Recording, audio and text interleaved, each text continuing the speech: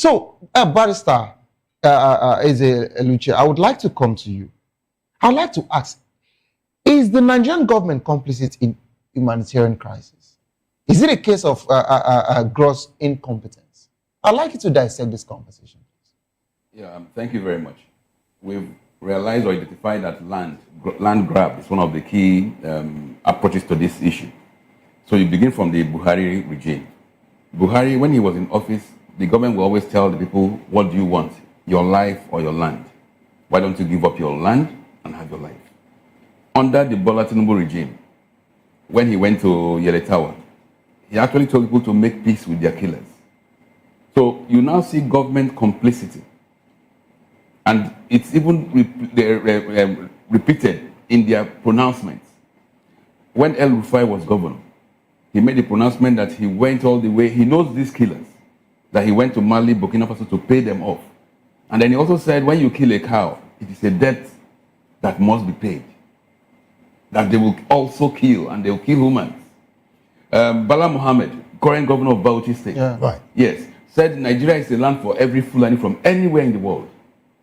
So you see that there is government pronouncements, and that covers the area of intent. Because when you want to prove a genocide, it's not just killings. There must be intentional killing to achieve a purpose. So there is an identified purpose, which is to take over the land of these people. And then you follow it up with ethnic cleansing or even religious cleansing, so that you ensure that the people in that area are wiped out. And like the Pascal and Dr. Anosike have said here, when they kill or when they sack a community, they don't just leave it fallow, they occupy.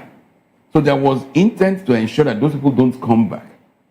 So all the qualities of a genocide has been established. And even the qualities of government complicity. That is why even a declaration of a state of emergency by this current regime now is useless. Because it's only been, they are reacting not to the killings, they are reacting to the threat posed by the US government. If they were reacting to the killings, they would have done much more. But they're only reacting to starve off whatever the US plans to do. And unfortunately, if we buy that angle, if we buy this so-called declaration of the request by northern elders to declare state of emergency and security issues, it amounts to nonsense. Because the killings will still continue, and it has been continuing ever since even the declaration of Nigeria as a country of particular concern. Right. Even that declaration, you ask yourself, as a Nigerian, is Nigeria not a country of particular concern to you? To most Nigerians, it has been. Not just in the area of security and education, in sports, in everything. Nigeria is a country of particular, because we know our potentials. And we're not realizing those potentials, so we are of particular concern. But in the areas of religious freedoms, which the US government felt like, it is certainly is. Do you realize that in Bauchi State, if, for instance, you approach the Bauchi liaison office, because I have friends who have done that, and you are a Christian, and you want maybe a certificate of origin from your state liaison office, you will not be issued. They will tell you to go back to your local government area, to the place where you're coming from. But northerners who come to the liaison office get. So it is systemic. I mean, it's just so that Christians do not feel that they belong to that area. And funnily enough, this thing is spreading. It's metastasizing. It is even coming down south. It's not going to stop in Bauchi, Benue, Nasarawa. Enugu State is feeling the brunt of it, the pains of it. You hear one day that entire communities are wiped out in Enugu State. By who? These Fulani bandits, Fulani tribes militia. So they came to a war as well on those states. And when they even killed the daughter of a former statesman, what did Mr. President say? Despite the empirical facts that the killers were Fulani headsmen, he asked them, "Did you see the cows?" That is, in fact, he alluded. He tried to shift the blame that there's some people referring to the Igbos. That was what Mr. Bola Tinubu said when there was a killing in Ore. Did you see the cows? And the people around said, "We saw these people." They said, "Did you see the cows?"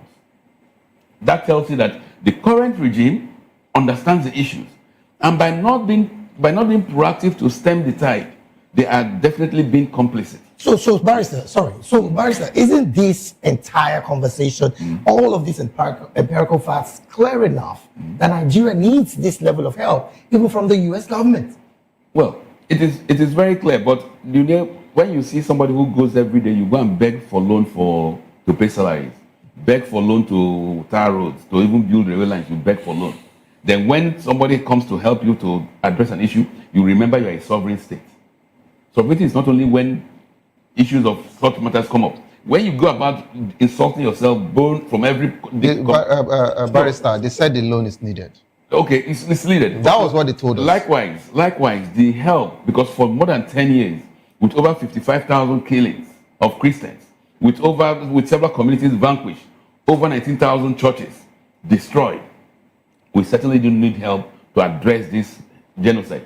And you see, we are talking as if it's in the abstract.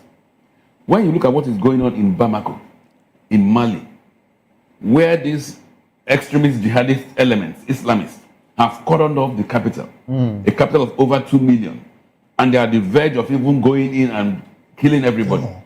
Now, even nobody's going to come in to help Mali, because Mali is like a pariah state now. Now we still have the opportunity to seek help. We are busy talking grammar, trying to define what we don't even understand. Even statistics. Yes. Abuja can be cordoned off. And then what do? And we see when you listen to comments by the chief of the army staff, and then you make cosmetic changes. To what extent? What does that mean? Does the chief of army staff, when last did he handle a gun? So you now look at the issues. Who are the major, the rank and file, the soldiers in the infantry? If these same characters have permeated the military, having a Christian chief of naval or chief of defense staff is of no moment. And that has been established severally. Because in most of these communities where these killings take place, what happens? What happens is that the villagers say, yes, we see soldiers come. At times, soldiers will be 1 kilometer apart from the killings.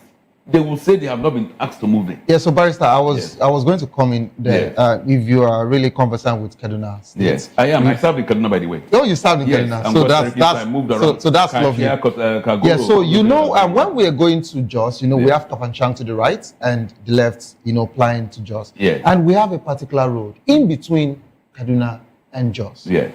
That community, they will tell you that once it is 6:30, 7 p.m., you cannot drive. Good. If you do, it will be a point and kill. You are a buffet for these bandits. Yes. And just like your statement, the army, the military are actually on this side and that side. But this community, these guys have taken over and there is nothing being done. There is nobody that can actually question them. No checkpoints, no nothing there. Instead, your security operative will be telling you, your officials will be telling you, when once it is 5, stay in Plateau or you stay in Kaduna. Yes. How did we get here? And I'd like to ask you, can Nigerian security apparatus effectively address the threats posed by extremist groups and bandits without compromising human rights? No, they cannot do that. You know why they cannot? The entire structure of the military is not in a position to do that. Why do I say that? Look, like you see, even in the southeast, they have to beg for people from the southeast to even join the army. So how can that same army protect or enforce security in the southeast? Among the people of the middle belt, they'll tell you that, look, there are some ranks which are invisible barriers to them. They cannot even overcome such barriers. So how can the structure of Nigeria allow the military to engage or to even stop these threats of terrorism? So the reality is this: we have to look at our structure. The Nigerian structure is not positioned to address these issues. And unfortunately, for too long, we've had this series of killings, and you see that there is a bias in the system, whereby people from certain areas will do certain things and get away with it.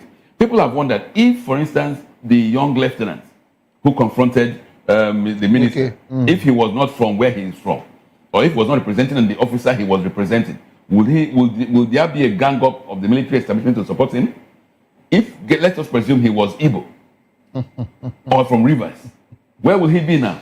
Okay, so Barrister, we have to be realistic. Barrister, I would like you to hold your thoughts there, but on this particular conversation, Barrister, I'd like to have